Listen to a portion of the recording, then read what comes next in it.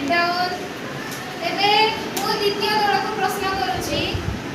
पृथ्वीर गोटे उपग्रह प्राकृतिक उपग्रहर नाम कोन तू कहिलो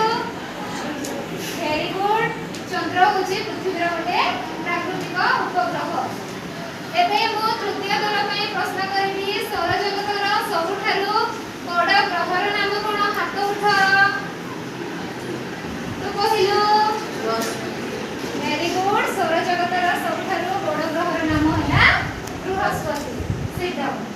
आमे सौरजगत रे मंगल ग्रह विषय पढिसंती मंगल ग्रह को आउ कोन मध्ये कहा जाय ये जानि छ हाथ उठा दल नंबर 4